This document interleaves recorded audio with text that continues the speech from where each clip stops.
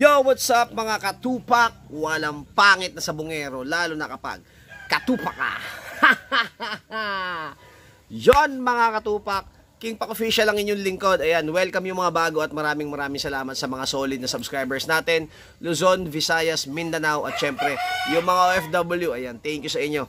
Eto mga katupak, nagpapa-shoutout pala si CR Jerome. Ayan, subscriber natin yan. Nagpa-picture sa ating kahapon doon sa BCC Coliseum sa Baras. Ano, ayan, shoutout sa brother Clark Teo Pascual. Ayan, tattoo artist din yan. Yan. Thank you supporters. At syempre yan, kay Tantan, no, yung bata na mahilig magsabong, ang bait na bata, 5 years old ang hilig magsabong. Ayan, Tantan, shoutout sa iyo. Ayan, antay mo yung pagbabalik ko. Yan mga katupak, no. Eto, syempre, tawa pa rin tayo, masaya pa rin tayo, pero medyo bad trip, no. Nakaka-bad trip talaga yan mga katupak. So syempre, bago tayo magsimula, disclaimer, no animal were harmed in the making of this video. I'm just sharing my knowledge and experience about game foul. Thank you. Ayan, bad trip, no, bad trip. Pera na, tumabla pa. No, okay lang sana eh. Normal na tumabla. Yung una nating laban, tumabla siya. No, dalawa yung nilaban natin, parehas dugong line. Yung una nating nilaban, tumabla, umabot ng 10 minutes. Talagang 10 minutes, basaan. Isipin mo, wasak-wasak yung dugong natin, kaliwa kanan, wasak-wasak. Sira yung manok natin. Pero yun, mga katupak, ano, tinabla pa rin, tinawid pa rin. Tapos yung pangalawa natin, yun yung medyo bad trip. Ano, yung pangalawang laban natin. Buruin mo mga katupak, pagbitaw, pagangat, 5 seconds. Kinuha sa taas, talagang pagbitaw ko, diretso liparan siya ng dalawa. Kinuha sa taas hanggang baba, dinurog yung kalaban. 5 to 6 seconds, nangingisay na yung kalaban. Okay? 5 to 6 seconds. Ganun siya kabilis, no? Fastest kill, nangingisay na yung kalaban. Hindi kaagad kinaryo nung sentensyador. Pinanood lang nila, Sumisigaw na ako, sabi ko, karyo na, kasi mamamatay din yung manok ko. Nakita ko kasi yung mata ng manok ko nagbago. So dapat ngayon, alam nyo dapat yun, or dapat ngayon, sentensyador, alam dapat yun. Hindi ko alam kung alam nila, pero pinaburan yung kalaban. Kasi yung kalaban natin kilala, nagpapaderby, nagpapalaban. Yun ang nakabangga natin kahapon. Isipin mo, 5 to 6 seconds, makikita mo sa video, no, i-upload ko sa Bilibili yan, sa Bilibili app, abangan nyo po yan. Ang kalaban talagang no chance na manalo. Wala na, talagang nakabaon yung tari, nakaganon, nangingisay habang nakabaon yung tali sa katawan, nangingisay. Dapat doon, kinuha, kinaryo, binunot, pinatuka, tapos ang kwento. Mga katupak, umabot pa ng 40 seconds. Isipin mo umabot ng 40 seconds yung video bago nila. Binunot pa 3 beses, hindi mabunot-bunot. Kung mas maaga nilang ginawa yun, kasi nakatuka pa ng isa yung manok ko eh. Kaya ako paus talaga ako mga katupak, kasi sumisigaw kasi kita ko nga na nag-aagaw hininga din yung sa akin. Oo, nasa ibabaw yung manok ko, lamang na lamang, nakabaon, nangingisay na kalaban, pero hindi mo dapat gawing dahilan yun na hindi ko dadamputin. Kasi bakit? Yun ang trabaho ng sentensyador eh. Mabilisan po kasi, hindi mo kasi pwedeng isipin na, wala namang sugat yung kay King Pak eh. Nasa ibabaw naman yung kay King Pak eh. Ay, mabilis pa naman yung oras, wala pa namang fast skill. Diba? Pag bangga, antimano, pag ang kalaban nangingisay, nakabaon yung tari, wala ka na ibang gagawin kundi sintensya, kakaryuhin mo yun para matapos na at hindi na tumagal yung oras at hindi na, alam mo yung mga ganun, diba? Pero wala. So, yun na nga mga katupak, medyo bad trip talaga, no? Nakaka-bad trip na. Sigawan lahat yung mga nasa sabungan, no? Pinagmumura yung sentensyador. Although nakakaawa, pero kasi, syempre, maiinis yung mga tumaya sa akin eh. Ang dami ring nakapusta sa atin, ang dami ring nakasabay sa atin, ang dami ring mga nanonood nakakampi natin, tapos ganun ang nangyari. Siyempre, maraming tumaya sa online, no, sa akin. Galit na galit talaga sila, no. Mais ka dyan, putangin, talagang pinagmumura talaga yung sentensyador, kasi pag napanood nyo yung laban, kahit kayo mapapamura. Ay, tingnan nyo, wala na akong masyadong boses. Sigaw kasi ako ng sigaw talaga kahapon, sabi ko, putang ina talaga. Pera na eh, malaking pera kasi makakatupak, no.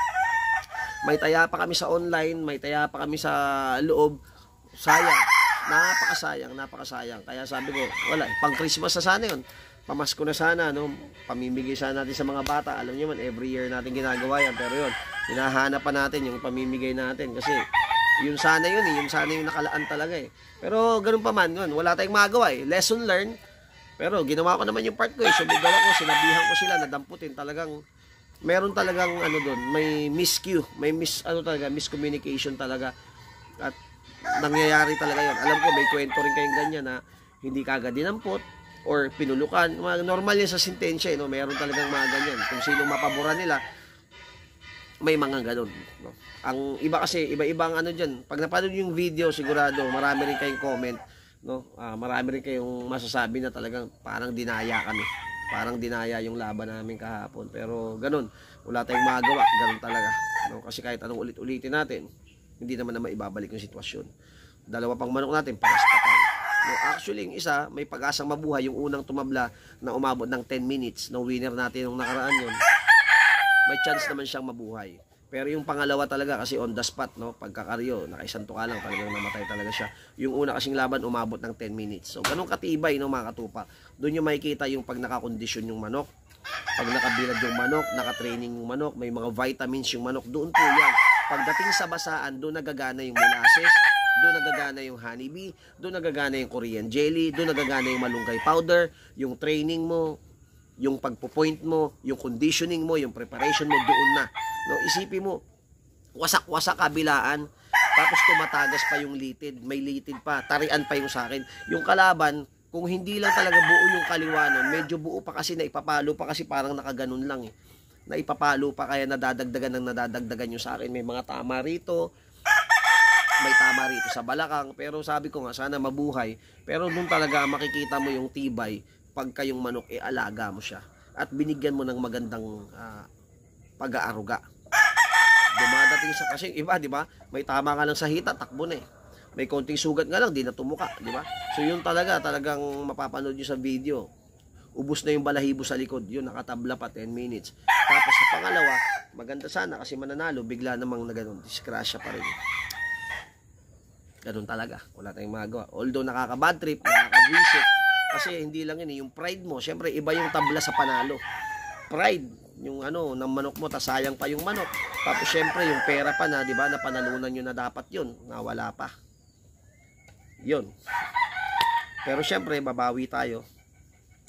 Before mag-New Year, maglalaban ulit tayo, no?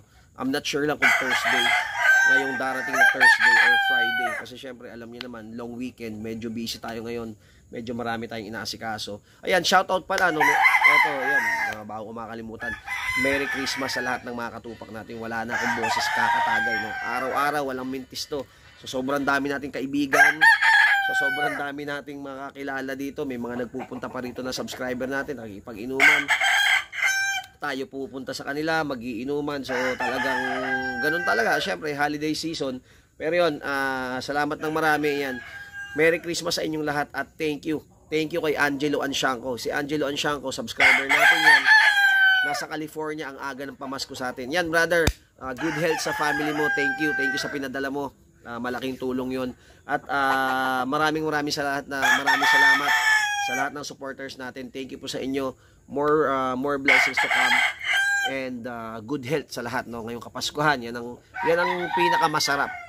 Walang ibang pinakamasarap na regalo ngayong Pasko kundi yung masaya kayo at meron kayong maayos na pangangatawan. Good health and magkakasama kayo, no? Alam mo yung mga ganun. Ngayon, kung mas marami kayong pera at ganun din, bonus na yun. Kung dagdag na lang yun, ang dami namin pera. Kahit wala masyadong handa, no? Kahit wala kayong lechon, wala kayong ham sa lamesa, basta magkakasama kayo, good na yon and healthy tayong lahat. Tandaan natin yan. Yun ang pinakamagandang regalo sa atin ngayong Pasko. So, di ba, lumapit yung aso, pinalo ng manok, iyak. Thank you. Ayan, shoutout nga pala kay Marco Nolieva. Ayan, si Marco Nolieva. Kumusta sa manok natin yan, no? At sa mga financer natin, maraming salamat sa inyo. Yan, kay Melo, shoutout kay Melo ng USA, si Papski Virgo ng Canada, at sa iba pang subscriber natin, sa iba pang mga financer natin, sa iba pang mga OFW na supporters natin, at nakaka-chat ko. Salamat sa inyo, shoutout sa inyo, at thank you sa lahat. Yan, again, King Pac Official ang inyong lingkod. Syempre, lagi nating tatandaan, lalo na ngayong Kapaskuhan, walang pangit na sa bungero, lalo na kapag katupa. Ayan, salamat. King Pac, one love.